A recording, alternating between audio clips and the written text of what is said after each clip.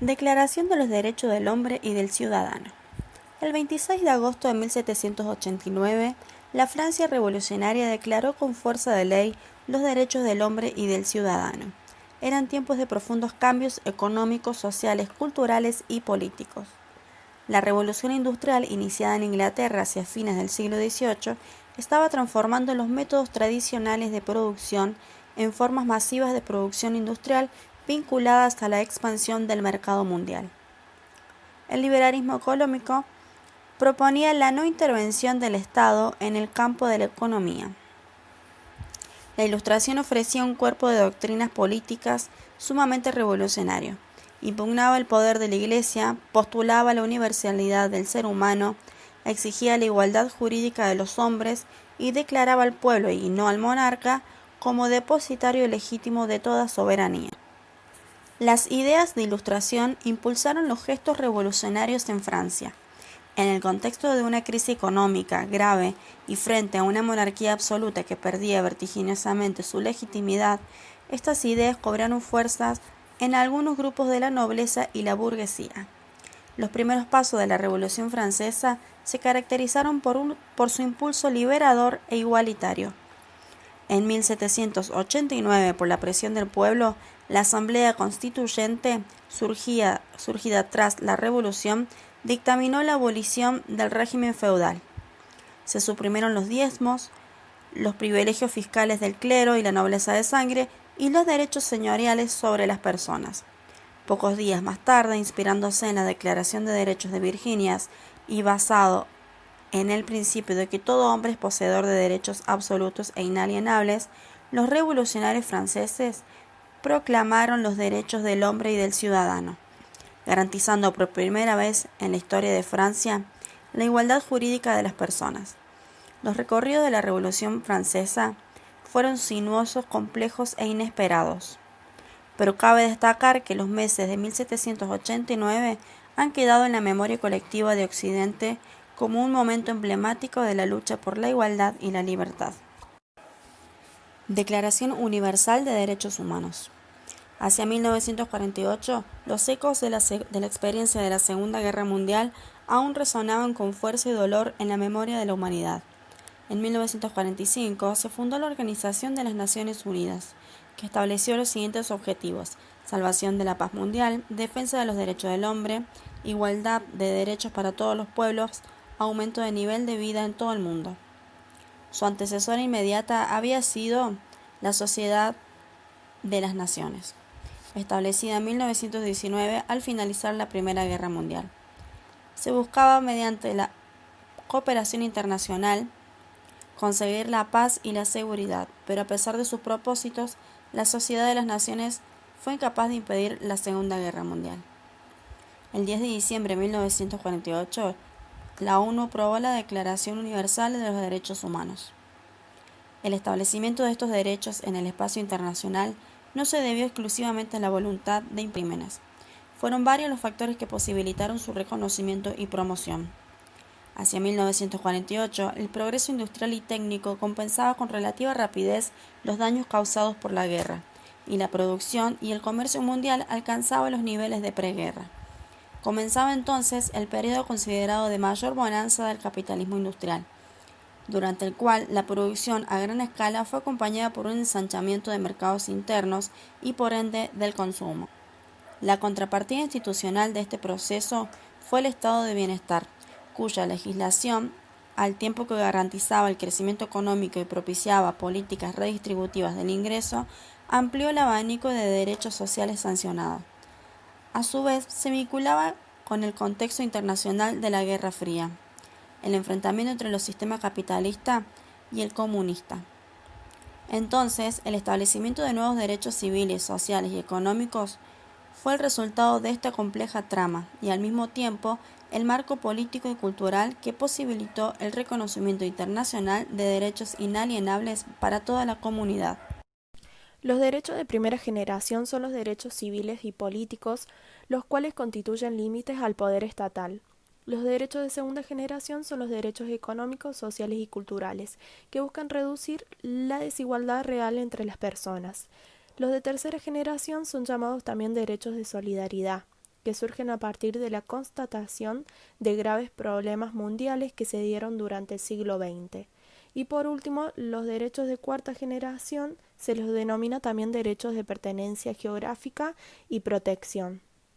En la actualidad, la multiplicidad de reivindicaciones permite seguir ampliando el reconocimiento de los derechos, como por ejemplo los derechos de las minorías. Pero ahora, ¿qué son las minorías? Se los denomina a grupos, sectores o comunidades de una sociedad que por diversas razones se encuentran en situaciones más vulnerables que otros grupos, sectores o comunidades de esa misma sociedad, como por ejemplo las comunidades étnicas, los discapacitados, los ancianos. Derecho natural y derecho positivo.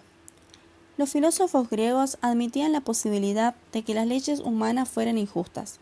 Observaron que las leyes variaban de uno a otro lugar y llegaron a la conclusión de que estas leyes vigentes, establecidas por convención, podían contrastarse con una ley natural que no era variable o relativa, una ley a la cual todos tendrían acceso mediante la conciencia individual y por la cual podrían juzgarse, en ocasiones denunciarse, las leyes reales de épocas y lugares concretos. El derecho natural ha existido siempre y existirá por siempre. Por lo tanto, los derechos humanos no deben su existencia al hecho de que en un momento histórico determinado fueron promulgados.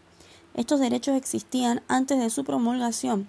Lo que se logra con esta promulgación es reconocer jurídicamente los derechos humanos fundamentales que son propios de la naturaleza humana y permite generar los mecanismos institucionales para que los derechos humanos sean protegidos y promovidos por cada Estado.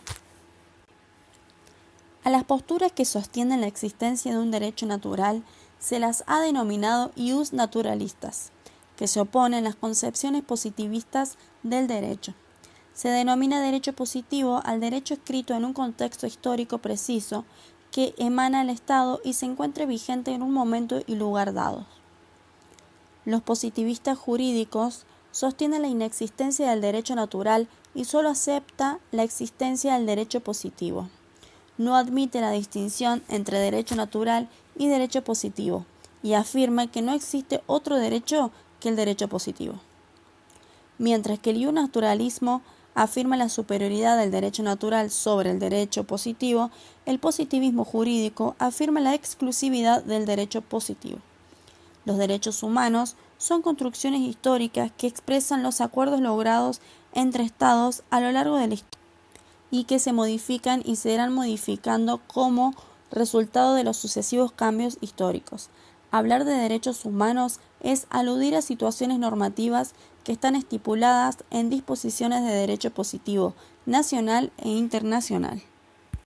Derechos de prestación negativa y derechos de prestación positiva. Cuando la obligación es hacer o intervenir, se dice que la prestación es positiva. Cuando la obligación es no hacer o no interferir, se dice que la prestación es negativa. En el caso de que cierto grupo familiar sufra inconvenientes con respecto al trabajo, los garantes, es decir, los agentes estatales, tienen la obligación de realizar ciertas acciones para que estos derechos de sus titulares se puedan efectivizar. Por lo tanto, la prestación que debe cumplir el Estado es positiva e incumple con su obligación si no hace lo que se debe. Pero en muchas ocasiones los garantes tienen la obligación de no hacer. Por ejemplo, no intervenir los teléfonos sin autorización de un juez, no realizar detenciones ilegales, entre otras. Características de los derechos humanos. Podemos caracterizarlas como derechos universales. Estos derechos se les reconocen a todos los seres humanos y solo por la razón de ser seres humanos. Esto quiere decir que a nadie se le puede negar la calidad de sujeto titular de un derecho humano por su pertenencia a una determinada nacionalidad, religión, profesión, creencia política, grupo cultural, étnico, etario o clase social. Derechos innatos son inherentes a todo ser humano en su vida. Toda persona tiene atributos inherentes a su dignidad humana e inviolables, que le hacen titular de derechos fundamentales que no se le pueden desconocer y que, en consecuencia, son superiores al poder del Estado, sea cual fuere su organización política. Derechos irrenunciables. significa que ningún ser humano puede válidamente renunciar a ellos, ni permitir que un Estado, comunidad o sociedad no los respete. Derechos inalienables. Los derechos humanos pertenecen a la humanidad de la persona, a su esencia. No puede la persona apartarse de ellos. En este sentido, es imposible su enajenación, transferencia o transmisión. Derechos imprescriptibles. No se pierden por el transcurso del tiempo o por su no ejercicio. Y por último, los derechos indivisibles. Los derechos humanos dependen unos de otros. En este sentido, no se puede suprimir uno sin que se ponga en peligro la validez de los demás.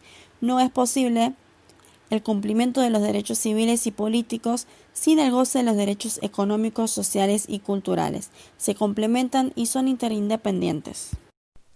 Ahora voy a explicar sobre la diferencia de la Declaración de los Derechos del Hombre y del Ciudadano, que dice que los hombres nacen y permanecen libres e iguales en derecho.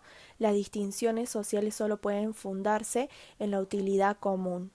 La finalidad de toda asociación política es la conservación de los derechos naturales e imprescindibles del hombre. Los derechos son la libertad, la propiedad, la seguridad y la resistencia a la opresión. Y a diferencia de la Declaración de los Derechos de la Mujer y de la Ciudadana, la mujer nace libre y permanece igual al hombre en derechos. Las distinciones sociales no pueden estar basadas más que en la utilidad común. La finalidad de toda asociación política es la conservación de los derechos naturales e imprescriptibles de la mujer y del hombre. Los derechos son la libertad, la propiedad, la seguridad y sobre todo la resistencia a la opresión.